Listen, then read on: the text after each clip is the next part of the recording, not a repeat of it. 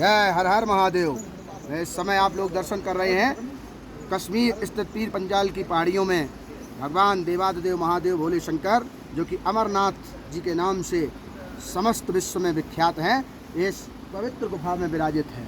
यहाँ पर भगवान भोलेनाथ ने जिस समय एक बार माता पार्वती ने कहा कि हे भगवान भूतनाथ, ये आप गले में ये मुन्नों की माला किस लिए धारण किया करते हैं, देवादिदेव महादेव ने कहा कि मैं अमर कथा जानता हूँ, इसलिए मैं अमर हूँ और आपके जन्म होते रहते हैं, इसलिए हर जन्म में जब आपका जन्म होता है और देह का स्मरण हो जाता है, उस समय मैं आपके उस मुंड की माला को धारण कर लेता हूँ। तो भगवान महादेव से माता पार्वती ने कहा कि वह अमर कथा मुझको भी सुना दीजिएगा। तो देवादिदेव महादेव ने माता पार्वती को साथ लेकर चले और सर्वप्रथम जिस समय अनंतनाग एक स्थान पड़ता है, वहाँ पर शेषनाग को छोड़ दिया। उसके बाद चंदनवाड़ी पर चंद्रमा को छोड़ दिया। शेषनाग एक स्थान पड़ता है, वहाँ पर शेषनाग को छोड़ दिया। गणेश टॉप पर भगवान श्री गणेश को छोड़ दिया। इस तरह से आते आते भगवान देवादिदेव महादेव इसी पवित्र अमरनाथ गुफा में आए और यहाँ पर माता को अमर कथा सुनाने लगे। माता जिस समय कथा सुन रही थी, संयोगवश उनको निद्रा आ गई। तो एक वहाँ पर जिस समय भगवान देवादिदेव महादेव ने कथा सुनाना प्रारंभ किया, उससे पूर्व ही अपने शिवगणों से कहा कि यहाँ पर इतना दावानल उत्पन्न कर दो जिससे यहाँ पर कोई जीव जंतु ना बचे। जब जीव जंतु ना बचे तो शिवगणों ने क्या किया, ऐसा इतनी आग उत्पन्न कर दी, कोई जीव जंतु यहाँ पर बचा नहीं।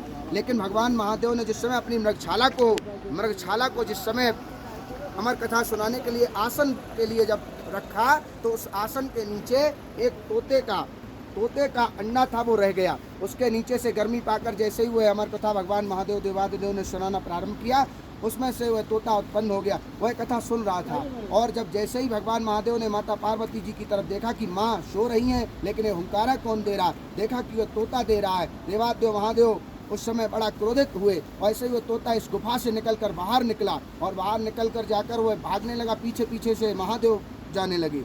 वह जाकर व्यास जी की पत्नी उस समय जमाई ले रही थी, उनके गर्भ में भीतर चला गया। देवादिदेव महादेव वहाँ पर उन्होंने कहा कि मैं इसका वध करूँगा, इसलिए चुपके से अमर कथा सुन ली। सारे देवता इकट्ठे हुए, उन्होंने कहा कि उसने अमर कथा सुन ली, इसलिए आप उस पर दया कर दीजिएगा। वही तोता आगे जाकर सुखदेव जी के नाम से विख्यात हुआ, जो कि श्रीमद् भागवत जिन्होंने व्यास जी को सुनाई थी। अभी अभी आपने देखा था कि जिस समय अमरनाथ गुफा पे कुछ दिन पूर्व ही एक त्रासदी आई थी। ये जो स्थान पड़ता है अमरनाथ गुफा के बिल्कुल नज़दीक से, ये जो जहाँ पर से जलधारा बह रही है,